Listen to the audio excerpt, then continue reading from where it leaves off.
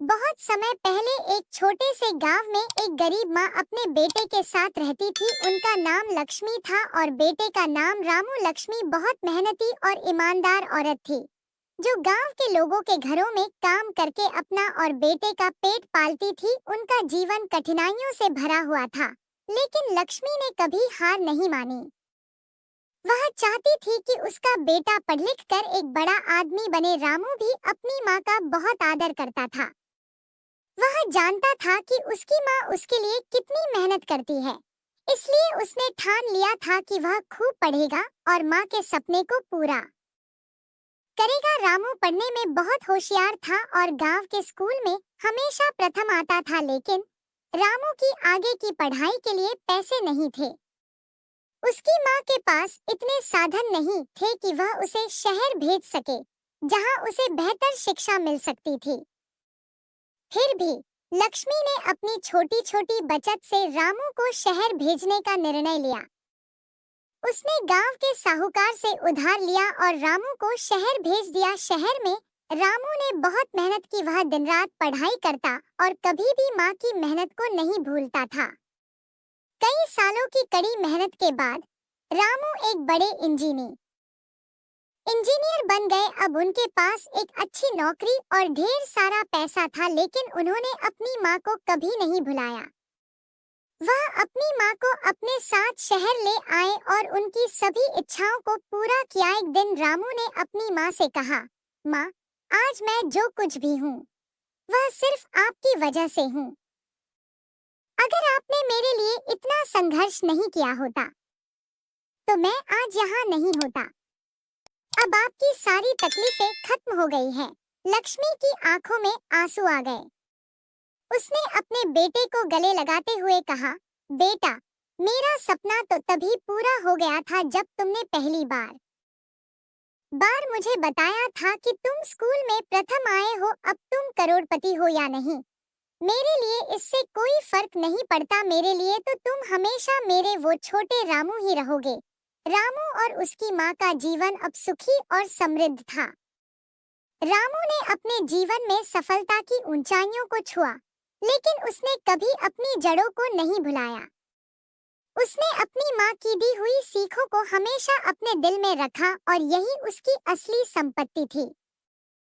रामू अपनी माँ लक्ष्मी के साथ शहर में खुशी-खुशी जीवन जी रहा था। उसकी माँ के लिए अब सभी सुख सुविधाएं थी, लेकिन रामू को हमेशा याद रहता था कि जिन दिनों वह और उसकी माँ संघर्ष कर रहे थे, तब उनके पास कुछ भी नहीं था।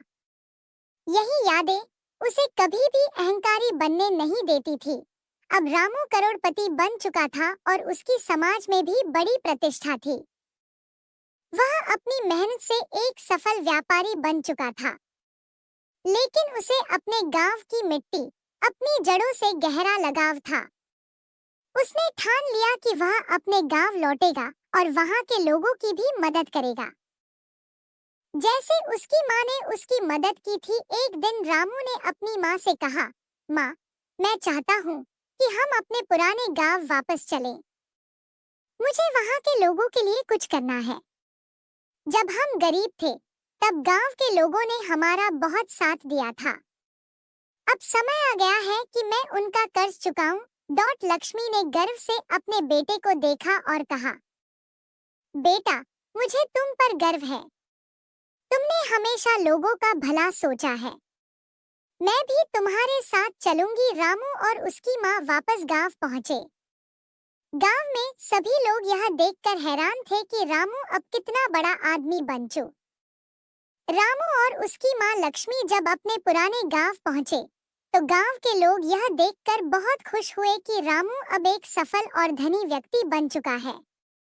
गांव में रामू का भव्य स्वागत किया गया। सभी उसकी तारीफ कर रहे थे कि उसने गरीबी और कठिनाइयों से लड़ते हुए इतनी बड़ी सफलता हासिल की थी। लेकिन रामू के दिल में केवल एक ही बात थी, वह अब अपने गांव के लोगों के लिए कुछ करना चाहता था। गांव में लौटकर रामू ने सबसे पहले गांव के बुजुर्गों और प्रमुख लोगों की एक बैठक बुलाई।